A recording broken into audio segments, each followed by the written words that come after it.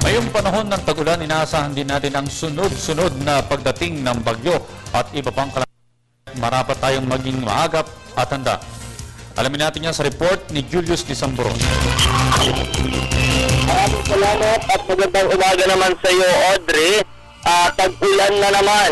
Mga patak na naglalakihan, baka saan mang sulot ng kamay nilaan ang hangin, kaya kang tangayin sa sobrang kalakasan. Iyan ang mararanasan nating panahon hanggang matapos ang taon kapag may pumasok na bagyo sa ating bansa. At ngayon, matapos niyang kumpirmahin at iulat ang Weather Bureau ng Pag-asa ang pag-agupit ng Bagyong Labuyo habang nakalabas na nga ito ng ating bansa, ay patuloy pa din ang paalala ng National Disaster Risk Reduction and Management Council o NDRRMC sa publiko na maging alerto at maghandaan ng ganitong mga kalamidad. Kaya't higit nilang pinaaalala ang ilang precautionary measures bago ang bagyo, habang bumabagyo at matapos ang bagyo. Mga kabalitaan, tandaan niyo po ang mga ito. Kapag hindi pa nararamdaman ang banta ng bagyo sa inyong lugar, tiyaking nasa ayos, walang butas ang bubong, walang damage ang alinmang bahagi ng inyong tahanan sa mga yari sa light materials at sa tingin ninyo kaya itong liparin ng malalakas na hangin, ay agad nyo na po itong kumpunihin. Mag-stock din po ng sapat na supply ng pagkain sa inyong bahay. Kung maaari ay yung mga ready-to-eat foods lang gaya ng mga canned goods para kung sakaling maapektuhan ang inyong pong lutuan ay madali nyo po itong makakain. Ihanda din po ninyo ang mga flashlights, baterya, kandila o lamp para kung sakaling mawalan man ang supply ng kuryente ay mapagkukuhanan pa rin po kayo ng enerhiya.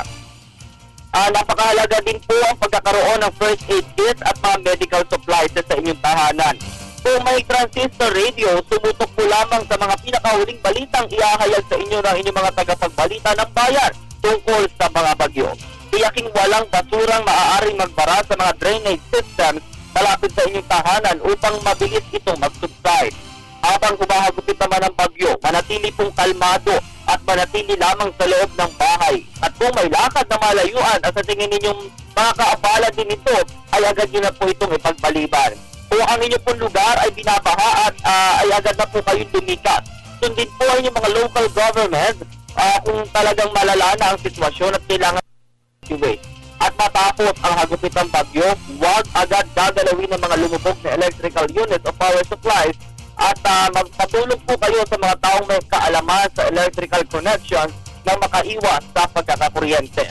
Kung binaha ang inyong pong bahay, huwag agad lulusong lalo't kung may sugat sa alinmang bahagi ng inyong katawan dahil sa makakakuha kayo ng leptospirosis infection at maging ang ilang mga hayop na maaaring napunta sa inyong tahanan na posible ding mga gat.